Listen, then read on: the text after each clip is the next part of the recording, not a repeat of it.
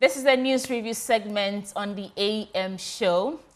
Of course, Ben and I are ready for you in our matching colors, but let's quickly introduce our guest to you this morning. We'll be speaking with Kojo Poku, who is an energy analyst, and Wisdom Dugbe, a financial analyst, both analysts, Benjamin's favorite duo of the week, joining us shortly. Good morning, gentlemen. Good morning. Do you guys do this intentionally, the matching colors? It's so unintentional. I was teasing her earlier. I don't know how it happens, but it's been happening pretty frequently. And what do you say? The gods must be crazy. Something funny is going on. Yes, it happens. We also will be crossing over at some point to Parliament. In fact, we'll be doing that. You know that today, well, Afenyo Markin says, and nowadays I don't want to refer to anyone as minority leader or majority leader, I mean, says there's not going to be any showdown. But let's cross over to the precincts of Parliament. Our very own Kweku Asante is there, our parliamentary correspondent. Kweku, good morning. What is happening?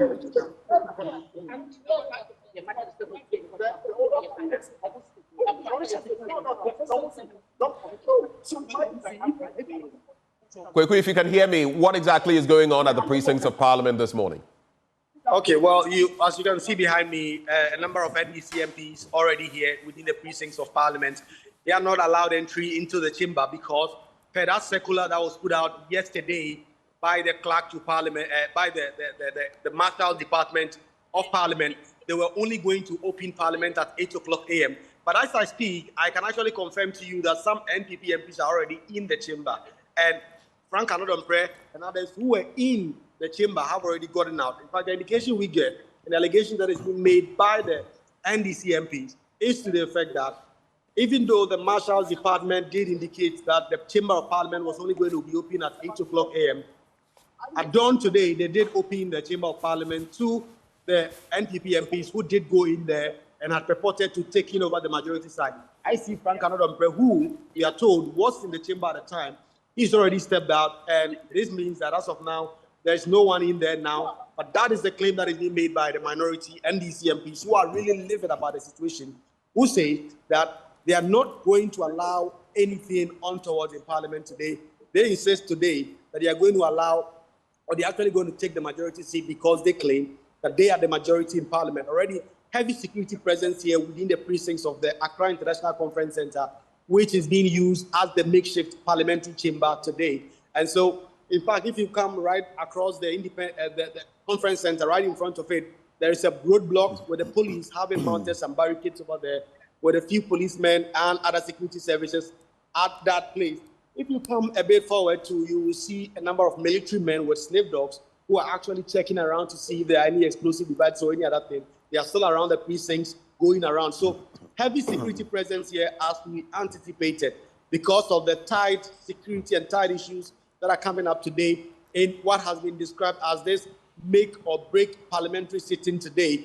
Some have said that today's sitting will test the democracy of the country, given the entrenched position that have been taken by both NDC and NDP MPs. So let me take you around quickly where you can see the situation and what exactly is happening here. You can see that military vehicle that is just stationed right in front of the conference center. You can see also Frank Anodonpre, who is the majority chief whip, who is also just around, and a few other persons who are all here and giving us an indication of what exactly is to happen. So we'll try and see if we can get some interviews and try and see if we can get some conversations with the majority leadership who are all.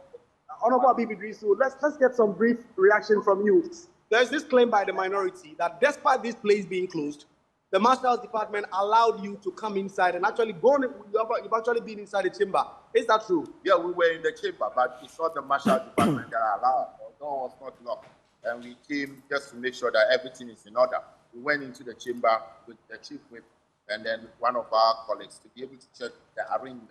We realized that everything is stuck. The majority caucus, that is the MPP caucus, are still seated to the right of the speaker, and then the minority is seated that side.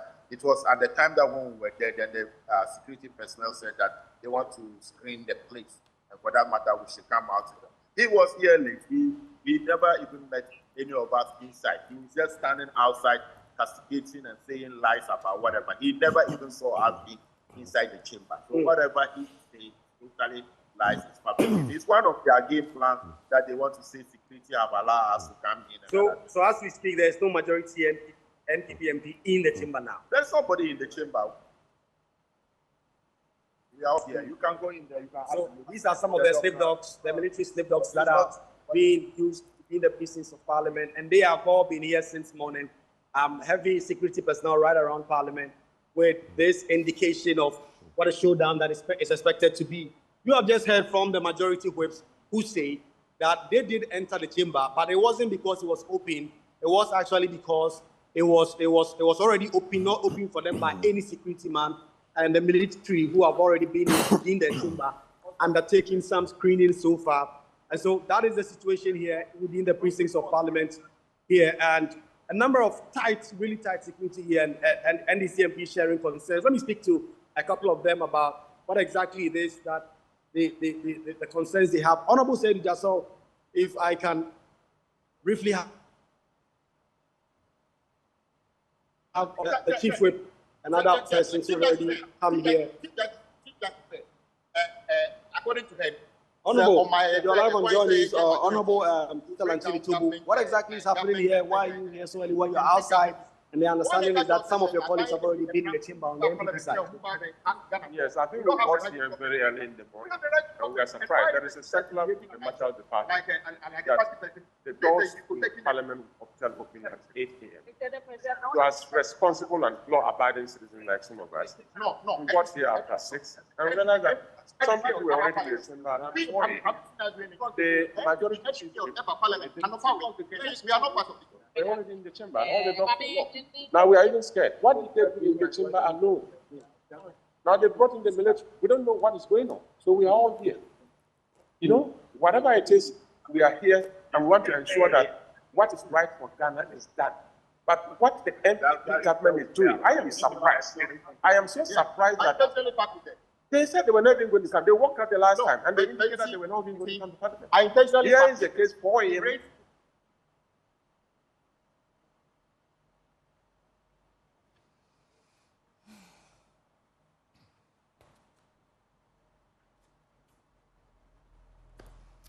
First on the list, allegations of access, undue access into the chamber from the NDC side, in a series of what I hope will not be a make or break, like we are describing it, parliamentary seating this morning. But this is what we have on our table.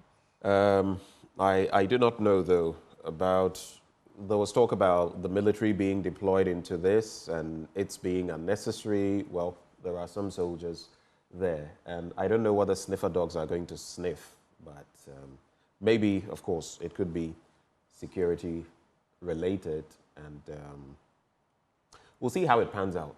All we are praying for is that there will be sanity, that this entire melee will be resolved some way, somehow, and we can move forward, basically. That's what we're looking forward to. But before we reconnect with Kwekwa Asante, that is if the connection turns out to be better, Wisdom, you've seen the scenes. I don't know what you'd like to talk about this morning, but briefly, what thoughts are on your mind? Oh, this is very interesting what is going on with this whole Parliament brouhaha that is going on. I think it's a very interesting item. I believe that there will be a couple news items on this, so I think we should jump right into it and discuss what is in the papers. Okay, happy to oblige. I'll start with the Daily Guide newspaper. On the front page, AMA does biogas partner to generate renewable energy. I think we had them here, one of our drive-bys last week. MP's power struggle on that. Supreme Court orders served on Parliament. $5 billion green gold agenda unveiled. Nana campaigns for Ayoko Botwe's Commonwealth bid. And Bagbing was wrong, says Freddie Blay.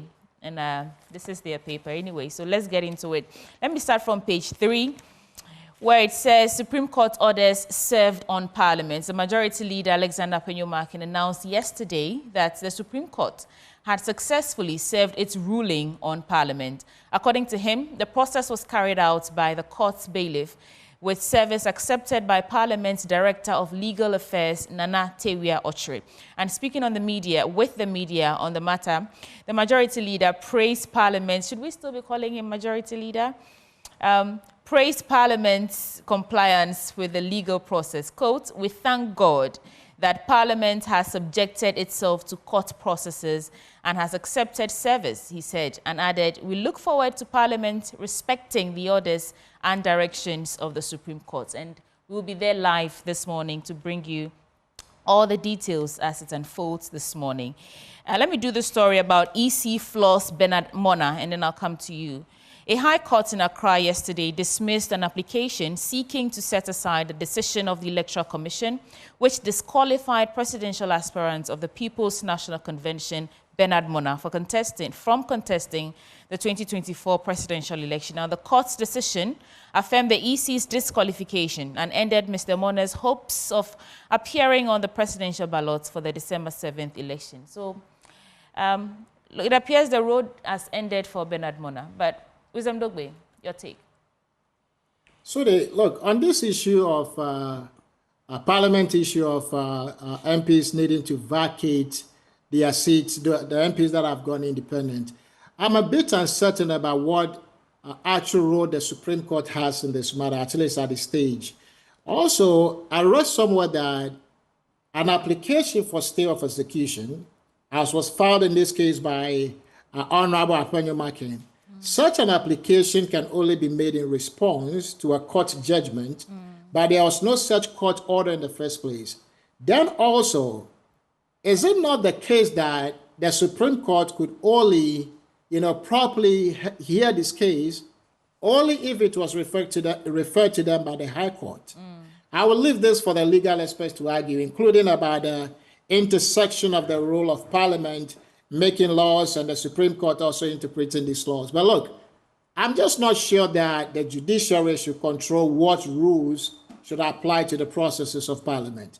So I'm not entirely sure that the Supreme Court should have intervened in this one. To be honest, I don't know, right? But that's just my thinking. Come to think of it, we had cases of lesser complexities, including the LGBT case. Do you see how long it's taken the Supreme Court to decide these cases? And do you see how swiftly the court intervened in this case about the rules of Parliament? These are the sort of things that could make, some Ghanaians start to think that maybe, and I said maybe, politics is starting to play a role in our courts, which is unfortunate if it is true. You can argue that if these MPs keep their current seats, right, it will ensure some form of continuity and avoid some disruptions in the lawmaking arm of government. But how about the preservation of voter mandate?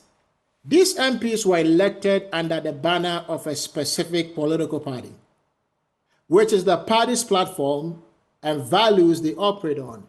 So when an MP switches parties or chooses to run as an independent, I think it can be argued that they are no longer representing the constituency who voted for them, right, based on their party affiliations. Right. So with this argument, could it make sense for them to vacate their seats to ensure that the voters or the constituencies are not represented by MPs who no longer align with the current political beliefs of that constituency? Okay. And I also think that the credibility and the integrity of the legislative body can be compromised if MPs switch parties or they go independent without accountability.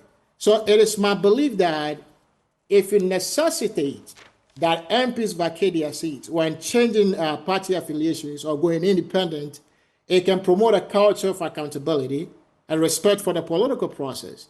And like I said, we need to encourage genuine representation. So, you win your seat, you need to legislate on that seat. If you don't do that, to me, that is not genuine representation. That is political opportunism to me. Thank you for that. I just want to add that when we say that these MPs have declared their intention to, run or to, enter Parliament on a different party than what brought them in, it's not just an intention. They've actually filed with the Electoral Commission for the December 7th election. So it's not just an intention. They've actually backed it by action. Anyway, so let me just quickly run through the daily guide and then Benjamin will come in.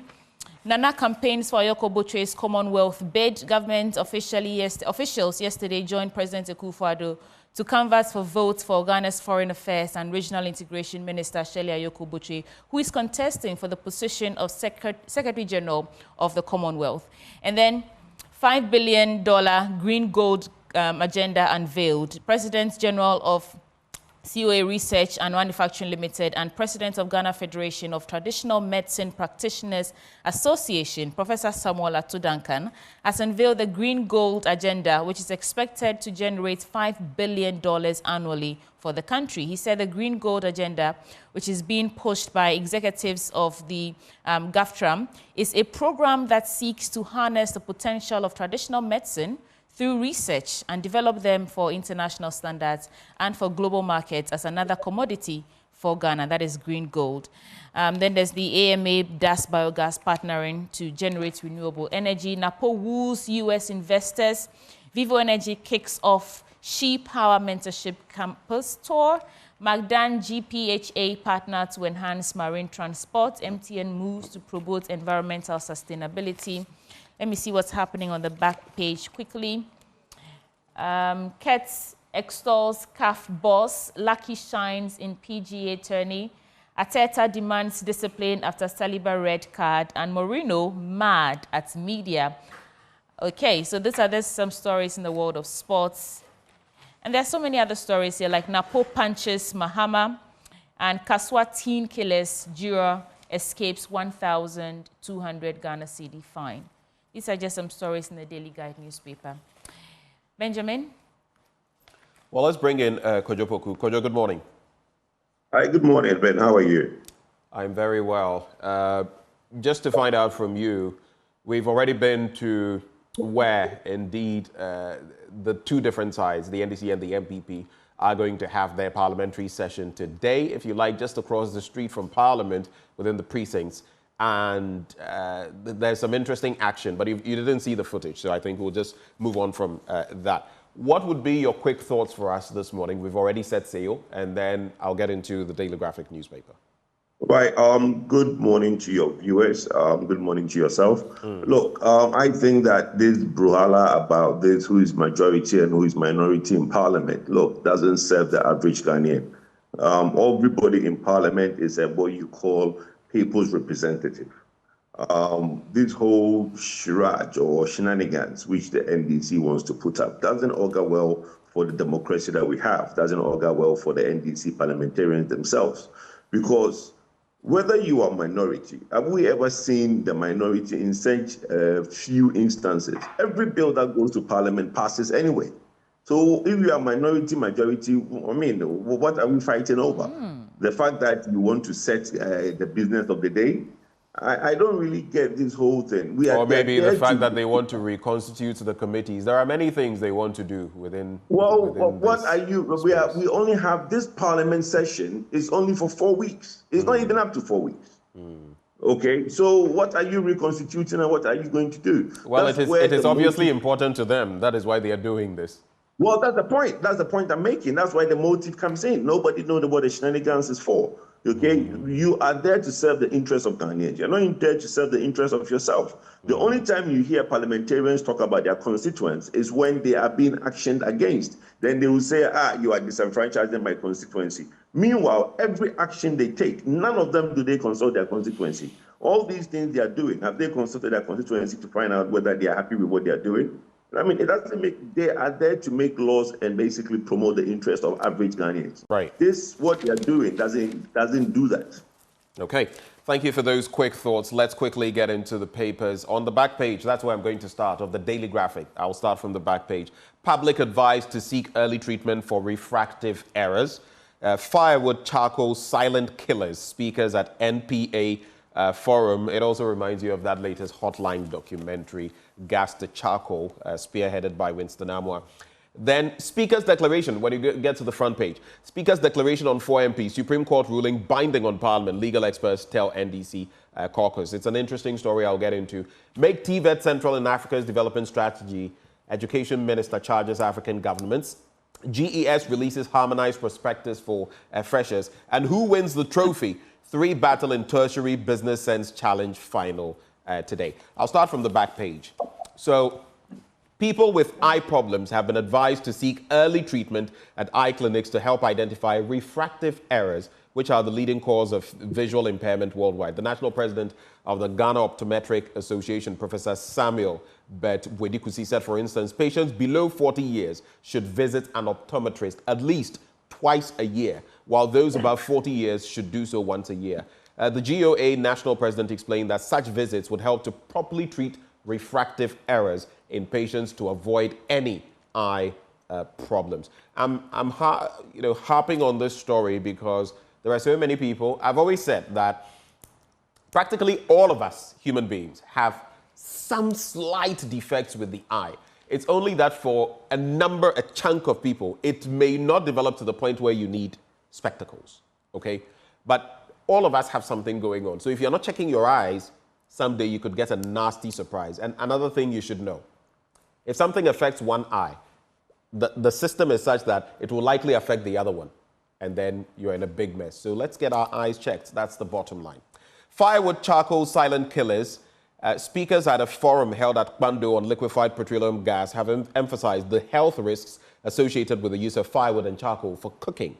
They highlighted the severe health risks posed by the continued use of firewood and charcoal in homes, stressing that switching to LPG is not just a convenience, but a necessity to safeguard lives. The forum was part of a week-long awareness and sensitization campaign in the Volta region put together by the National Petroleum Authority and its partners. I'm now going to add the political story and then take your reflections, gentlemen. Legal experts have emphasized the need to obey the rulings of the Supreme Court and all courts, even if parties are of the opinion that they are wrong, unlawful, or unconstitutional. Such a position, they said, was the foundation of the legal system, which was meant to prevent the country from descending into chaos and anarchy. They have therefore called on the National Democratic Congress caucus in Parliament to change its stance and rather take steps to set aside the ruling by the Supreme Court that put on hold the Speaker of Parliament's decision to inform Parliament of vacant seats upon request. So, and here's where it gets interesting. Some of those spoken to include our very own Samson Lade Anyanene, managing partner at A Partners, two constitutional law lecturers of the University of Professional Studies, Justice Abdullahi and Albert Kwashiga.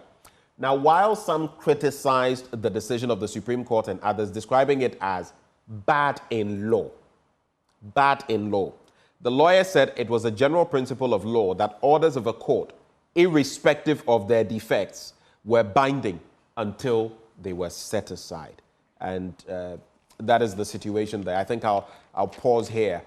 Senior partner at Benchy, Encho Lecha and Ankoma Isan and Ankoma said, Ghana practiced a constitutional democracy and therefore any act by an institution established by the Constitution, including Parliament, was subject to the Constitution. Quick thoughts. I'll start with you, Kojo, before I go to wisdom. Hi, Albert, thank you. What I don't get is that since when is a stay of execution?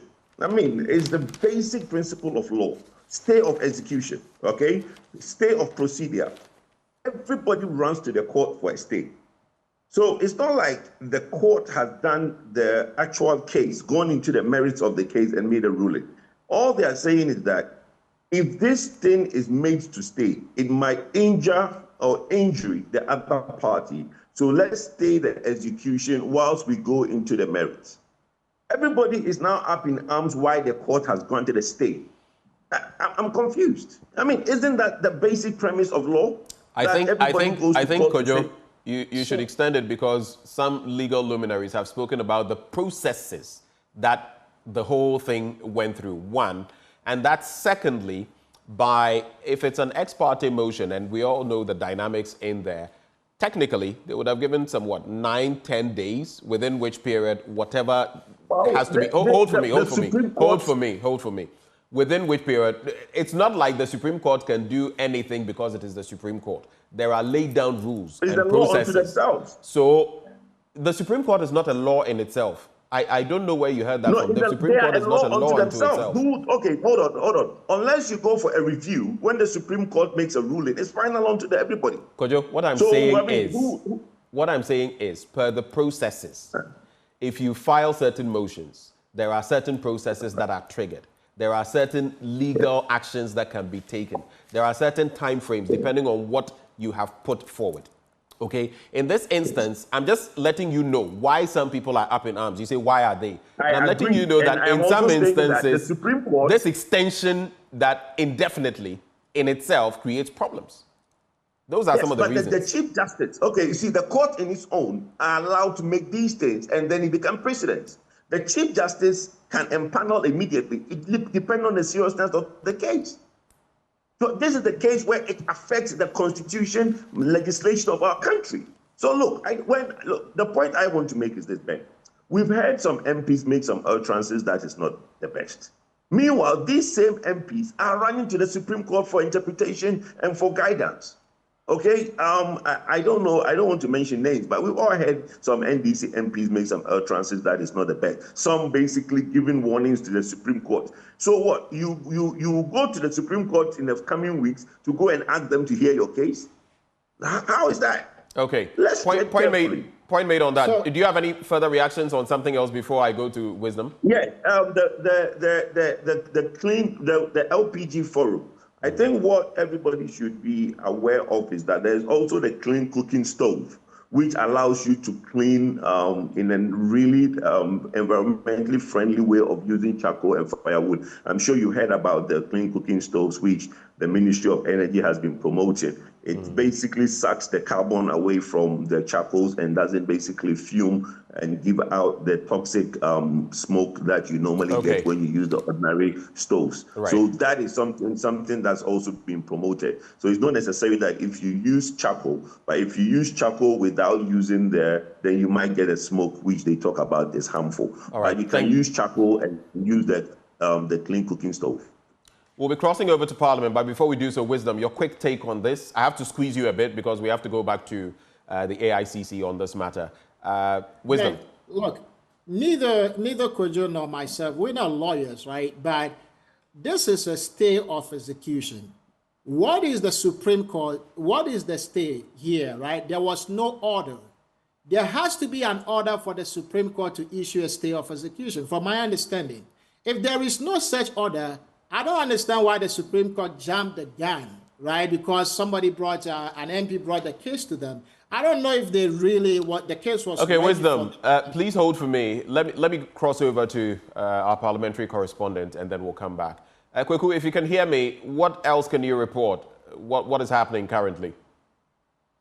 Of the majority, the minority, I should say, the NDC MP, the NDC caucus here. You can see Dr. Kasila Tufosin together with his deputy, Emmanuel Kofi-Boah and Mahama Yarga, who's really been leading the charge for them when it comes to legal matters. This is the first high-level official already here within the precincts of Parliament. The minority leader himself, Dr. Kasila Tufosin, Mahama Yarga, Emmanuel Kofi-Boah coming in. Already the chief whip had been here. A number of NDC MPs. Doc, this is what they do as the honest live on Join News. If you got, okay, Doc does not want to speak for now. He wants to interact with his members first before they do so. But it tells you how the NDC MPs are taking this fight really seriously. Because if you look at the high-stakes, high-level persons who've already been here, the leader himself and a number of other MPs already here, when you come to the majority side, there are only 3 of them here for now, and that is going to be the situation. And you see Dr. Kasila Tufosin interacting with Dr. Rashid Purple. If you come to the Accra International Conference Center, you see a number of soldiers stationed around the precincts who have a sniff dog, who are going around sniffing the place, ensuring that the place is in good shape before the sitting starts. I'll go in there and try and talk to a few more people. Emmanuel Kofi-Boah is the deputy leader. Leader, this is... You are not speaking, right? Okay. What do you want? Just briefly, you've come in here a bit early this morning. What are your own expectations of sitting today? Because already some of your colleagues have been saying that the MPP MPs have been allowed into the chamber. Now they are all out. What do we know? No, we are here for all things being equal. We are here to do the people's business, and we expect that to go smoothly.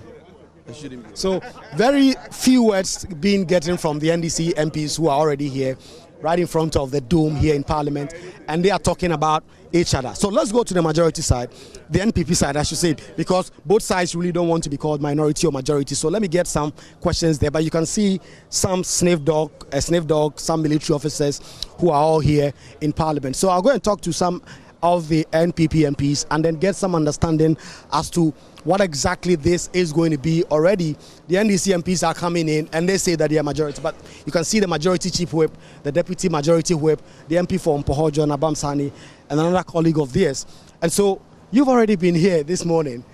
I mean, you don't normally come here so early. The NDC MPs have been alleging that you were unwittingly allowed to go in there. No, it's not true that we don't come in here early. Anybody who know the majority chief whip very well know that the chief whip. But at 6 o'clock, when MPs are already here, that's what I'm referring to. But who told you this? Who said that we were here at, he was here early around 6? Who told you? The NDC MPs, some of you came in What here were they doing here? when they even 3 or 4 a.m. and were allowed into the chamber? The point is that if they were equally not here early, how will they know that the chief here was here early? It means that they are here early. And as you could see, they had a very plan and they had come here to invade the chamber. But when they came, they realized the majority chief whip, who has always been here early, was already there as usual. You have been corresponding for Parliament, and you could see that all time the majority chief whip is always in the chamber, even 2 hours, 3 hours before we start. You can count. We are just 4. The majority chief whip, my good self, the MP from Mpoho, Deputy Energy Minister, and the Deputy Transport Minister. We are just 4.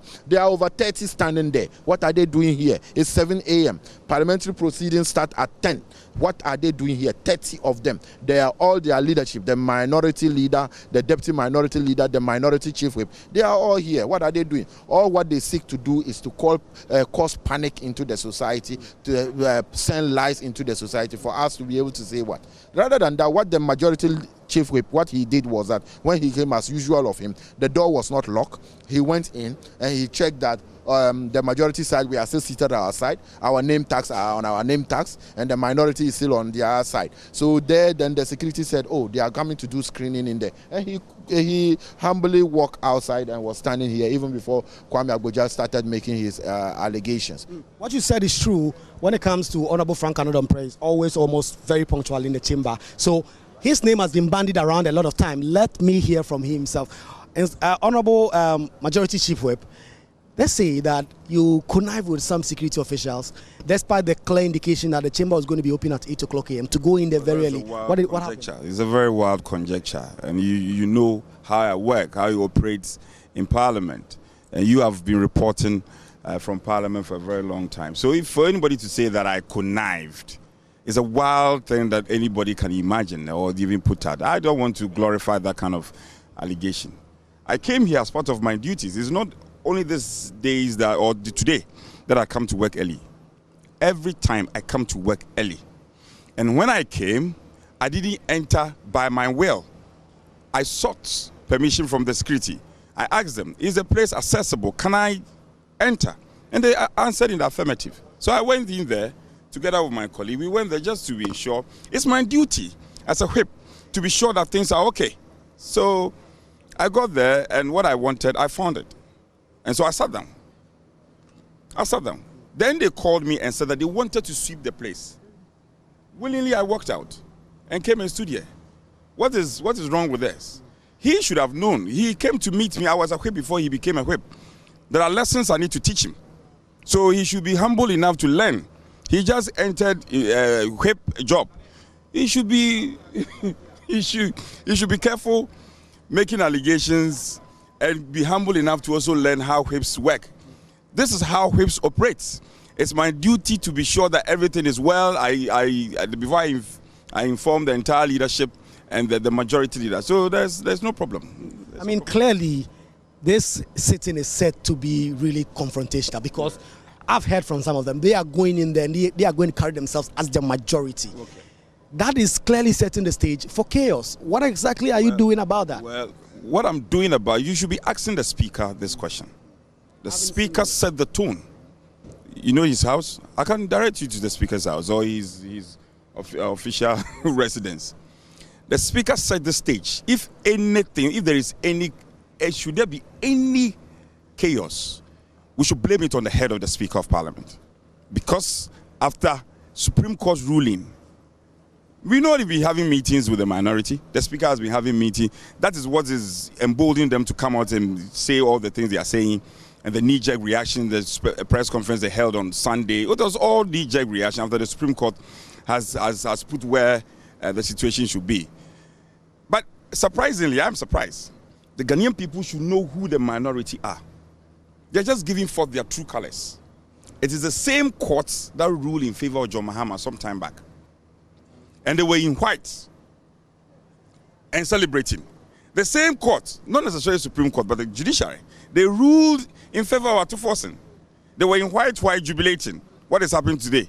Are we saying that we can disrespect a ruling of a Supreme Court? Well, we wait and see. The Speaker himself is a respected lawyer and a very experienced legislator. We wait and see what he will do today. But I want to point out to the Ghanaian people that should anything happen, any untoward happens in the chamber today, we should blame it on the head of the Speaker of Parliament. He has caused it. I take it that you will not surrender the majority position today in the House. You will not surrender that. Well, there are so many ways to kill the cat, as they say. Okay? We will do everything and anything, including self-defense, to ensure that they don't walk over us. Okay? So we'll see how it goes. Thank you very much. Member of Parliament for Nsoma Adroji and the Majority Chief Whip. Already, the indication they've given us is that they are not going to give up their majority side. The NDC say they are also not going to give that up. But it's really, really tense situation in Parliament. You can see there a sniff dogs, actually multiple dogs with military men who have been around the precincts of Parliament, surveying, ensuring that everything is all right, things are in good shape. They've just actually entered the ambulance because they need to check that as well. So 2 military vehicles here within the precincts of the House, all of them checking to ensure that things are in a good shape. It's really setting up to be a very, very tensious situation, as they will say in the local parlance. If you come right to Parliament, in fact, I can say a big police route vehicle, the FPU vehicle, about to enter the conference center.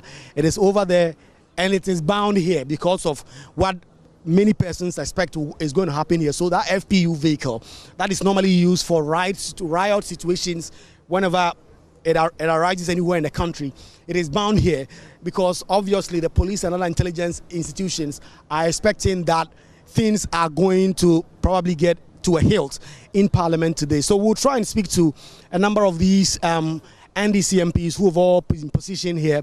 A number of them, they keep coming in.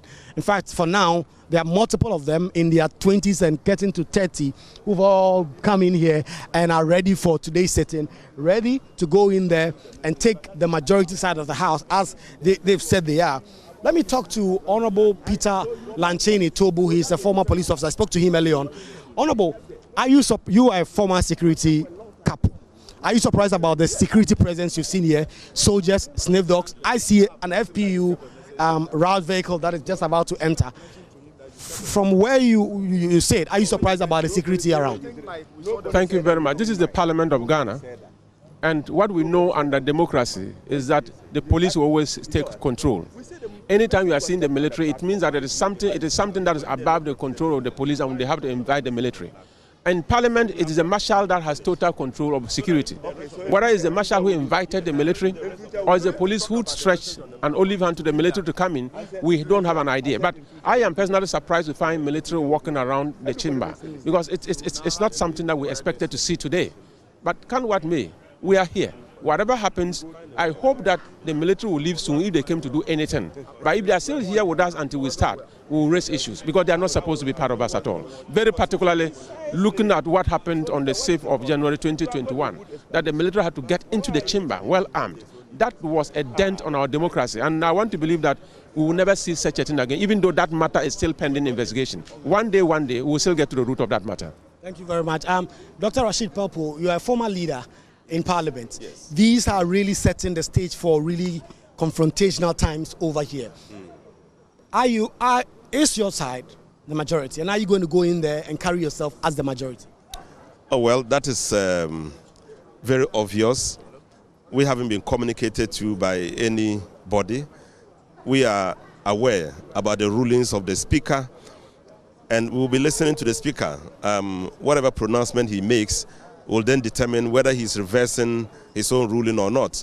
Otherwise, we believe very strongly that the majority is what prevails, and we are the majority. From all indications, it does show that those 4 individuals have crossed the red line into continuing to be members of this parliament. It is obvious in the constitution, it's obvious in our standing orders, it's very clear, there's precedent on it.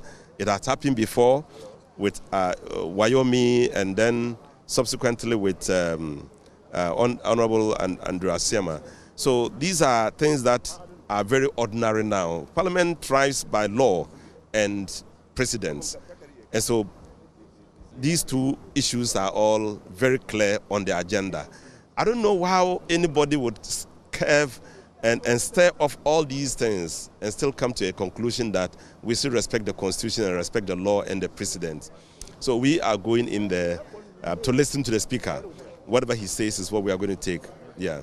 Thank you very much, Honorable Dr. Abdul-Rashid Pelpo, a former Deputy Majority Leader, and a number of NDC MPs coming in. I think I really want to hear from the Honorable MP for Bole Bamboy.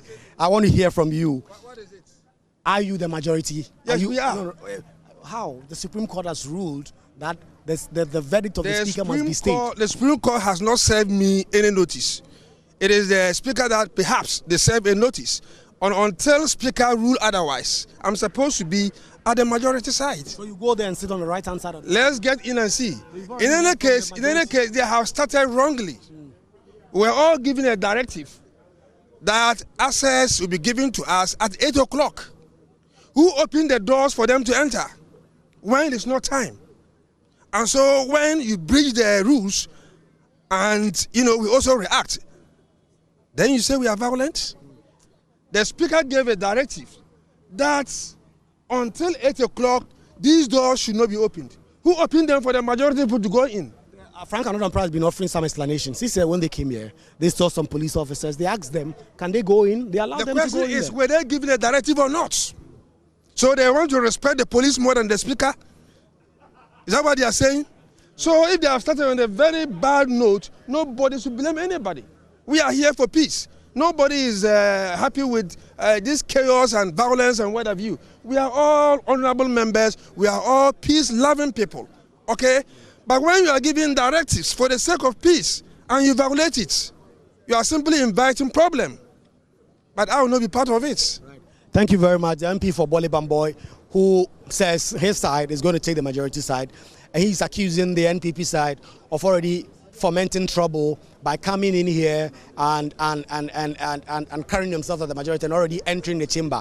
As we speak, the count is nearly 30 NDC MPs here, including the leader of the NDC caucus, Dr. Kasela Tufosen, his deputy, Emmanuel Lama-Kofi-Boa, the chief whip, Kwame Govin Sagboja, as well as at least 30 other MPs who are already here.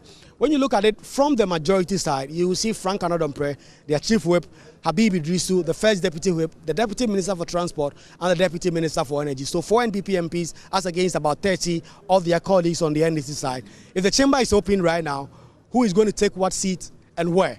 It's something that we are really keeping an eye on, because that is where the chaos will begin if both sides do not let down their entrenched positioning and make sure that they drop some of the views that they've said. But a number of them already here, the key leaders, they say that they are the majority. I've been trying to get to the majority, the leader of the NDC caucus, to try and get a word from him. He says he's not going to speak now. The only word I've gotten so far is from the deputy leader, Lama-Kofi-Boa, who's explained that they really have their plans and they know what exactly they are going to do when it comes to that and when the chamber is open. There was a circular that was put out by the Marshal to Parliament that said the chamber will be opened at 8. And so we don't expect that in the next 40 minutes, any person will be allowed into the chamber. And let me read to you part of that circular that was put out by the Marshal to Parliament that explained. And some of the officers you see in your shot in white are officers of the Marshal Department who are getting ready to do their work. And the number of screening machines already having been put in place to ensure that any person that is going in the chamber will be going in there without any offensive weapon or any other prohibited material. And if you look at it, they said they were going to open the chamber at 8 o'clock. They said also that the members of the public are not allowed into the gallery today, and it will be only the press and members of Parliament and staff of Parliament who will be on the precincts of Parliament today. We should remind you that Parliament is sitting at the Accra International Conference Center, the Dome, AICC. This is where this sitting is happening, and we expect that in the next 40 minutes at least, the doors will be opened and MPs will be allowed in there.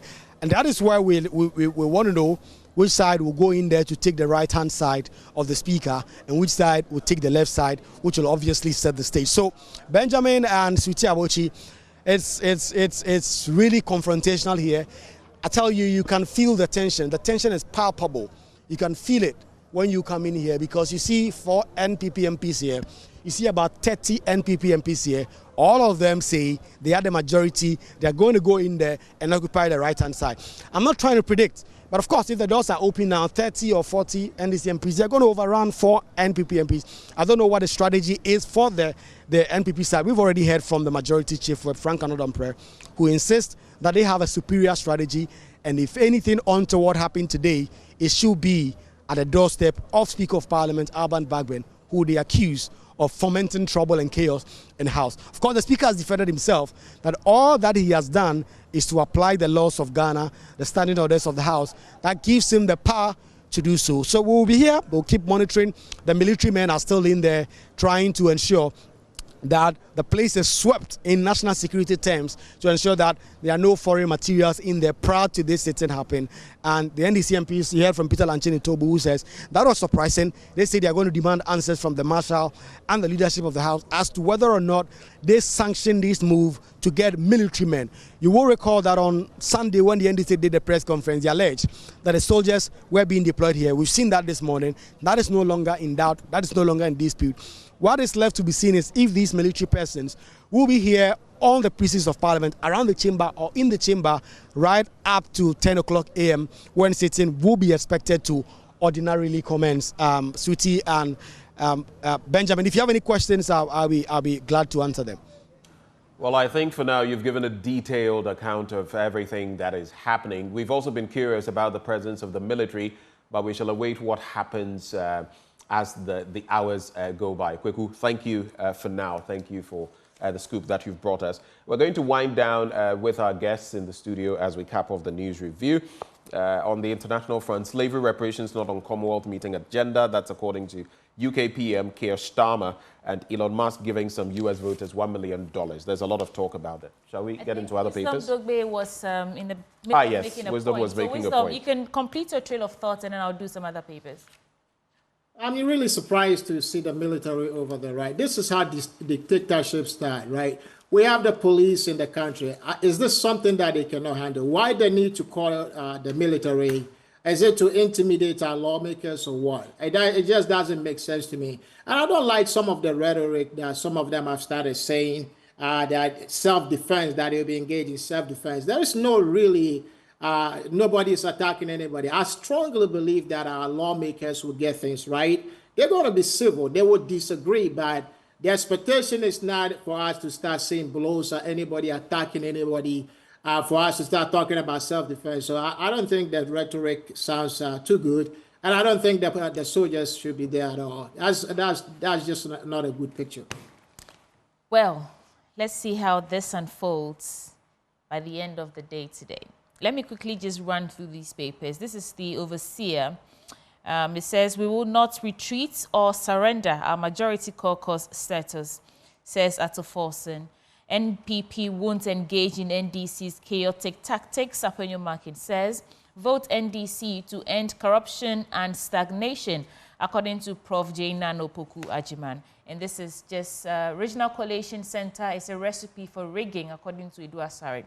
And the Economy Times, 5 banks peg their lending rates above 40%. CD ranked 4th weakest in sub-Saharan Africa. MTN IO Insurance flees customers. And you can pick a copy of these papers for yourself. The Accra Times has Nandom Overlord cries to Mahama, come eradicate corruption in Ghana. What will be, today be today. And that's a banner story. Ghana's democracy at crossroads as 2 majority caucuses enter parliament. 2 is in quotes. We get what you're trying to say there. National Service Boss comments a coup forward, and I think this on the back of the National Service Authority that was launched a day or 2 ago. And that's all I'll do from my desk. Benjamin? Well, the headlines I will wrap with the New Republic, two papers actually. It's an uprising. Dissenting voices cast verdict on compromised Supreme Court ruling. Royal gossips clear doubts on Ejapadia. Fault lines revealed as Tokonu's hasty ruling sets Parliament on fire. That's the New Republic. Then the Anchor newspaper says, businessman dares NDC to start 24-hour campaign if... And then MIIF to rake in $6 billion in mineral royalties in 10 years. Duka Anyidoho tours small-scale mining sites in Western region. And partner government to tackle gold smuggling. Minister urges Minerals Income Investment Fund. Final thoughts, gentlemen, and it's a wrap. I'll start with you, Kojo. And it has to be very brief. We have to go now. Well, Ben, from the reporting, I mean, your reporter was reporting as if there is a WWF that's about to happen. You know, I honestly don't think that our parliamentary system should be reduced to what has been reduced to. Honorable Anodompre said, look, the person who started all these things is the Speaker of Parliament. Let's wait and see what he rules. If he rules in contempt, then he's in contempt of the Supreme Court, because the Supreme Court has served him to stay his execution. And I heard my brother Wisdom say that there's not been no order. The order from the Speaker was reversed, was stayed, not reversed. The Supreme Court stayed the order that was made by the Speaker. So that's the order that was stayed in the Supreme Court. So since his order has been stayed, well, the Supreme Court don't stay court orders. The Supreme Court can stay any order. Go ahead and land for me. Okay, so the issue is that, look, we will see what happens, whether the Speaker will come in and be in contempt of the Supreme Court, which he can be dragged into the Supreme Court for contempt and jailed. So we'll see what he decides to do, follow the law, or just basically be a runaway speaker and basically go against the law of the land. Wisdom, final words. Now, let me take 30 seconds and touch on this slavery reparation item. I think the colonial master should, at the very least, give it a listening ear, right? I do know that it is a complex and also very emotional matter to many. But if you think about the historical injustices of slavery, I think that proponents of reparation are saying that slavery was a profound injustice that caused immense suffering, and reparations are a way to acknowledge and rectify this historical wrong. And in that regard, I think it is a moral obligation to address the consequences of slavery.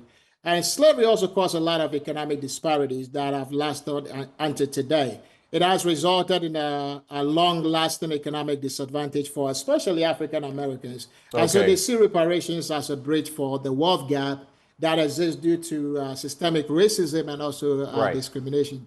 So I hope that, I think this is about the British government. They will give it a listening ear and listen to the people. All right, Keir Starmer, the UK PM, has said that it's not going to be on the table for the current discussions that are being had or will be had. But gentlemen, thank you for joining the conversation. Kojo Poku, energy analyst, Wisdom Dogbe, financial analyst. Sweetie Abochi. Yes, please stay for sports coming up next with Muftau Nabila Abdullahi.